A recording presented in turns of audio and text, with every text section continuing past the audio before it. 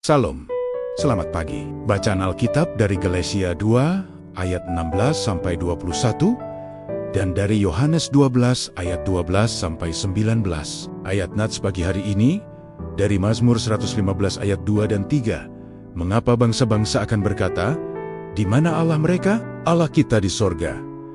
Ia melakukan apa yang dikehendakinya. Dan dari Yohanes 14 ayat 9, kata Yesus kepadanya, barang siapa telah melihat aku, ia telah melihat Bapa.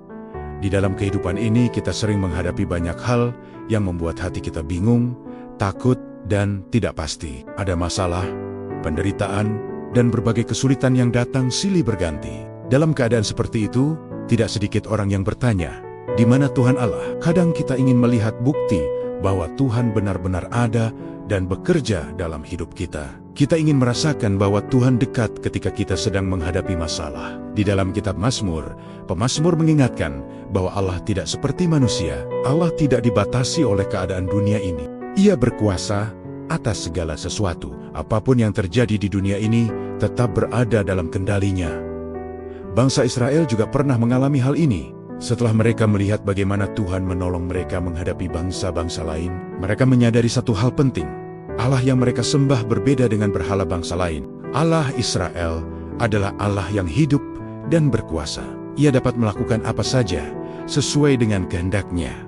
Walaupun Allah begitu besar dan berkuasa, Dia bukan Allah yang jauh dari manusia. Allah justru menunjukkan kasih-Nya kepada kita melalui Yesus Kristus. Di dalam Injil Yohanes, kita melihat bagaimana Yesus menyatakan kasih Allah kepada manusia. Melalui perkataan dan perbuatannya, Yesus menunjukkan hati Bapa yang penuh kasih, pengampunan, dan perhatian kepada manusia. Ketika kita mengenal Yesus, kita sebenarnya sedang mengenal Allah. Yesus datang untuk mendekatkan manusia kepada Bapa. Melalui Dia kita dapat melihat betapa besar kasih Tuhan kepada kita. Namun dalam perjalanan hidup, mungkin kita tetap pernah bertanya, di mana Tuhan ketika saya sedang sakit? Di mana Tuhan ketika saya menghadapi masalah yang berat? Apakah Tuhan melihat apa yang saya alami? Renungan hari ini mengingatkan kita bahwa walaupun kita tidak selalu melihat pekerjaan Tuhan, kita tetap bisa mempercayai hati-Nya. Tuhan tidak pernah meninggalkan kita. Kadang kita tidak mengerti mengapa sesuatu terjadi dalam hidup kita, tetapi Tuhan tetap bekerja, bahkan di saat kita tidak menyadarinya. Karena itu, ketika keraguan datang, marilah kita kembali kepada Yesus. Di dalam Dia kita menemukan pengharapan, kekuatan, dan kepastian. Yesus adalah bukti nyata bahwa Allah mengasihi kita. Tuhan juga memberikan janji kehidupan kekal bagi setiap orang yang percaya kepadanya. Barang siapa yang mempercayakan hidupnya kepada Kristus akan hidup bersama Bapa di surga. Itulah pengharapan besar yang Tuhan berikan kepada kita. Mari kita tetap percaya kepada Tuhan. Bahkan ketika kita belum melihat jawaban dari doa kita, ingatlah, Tuhan selalu bersama kita.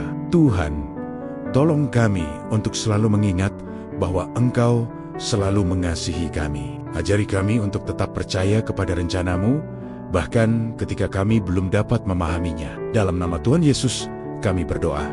Amin.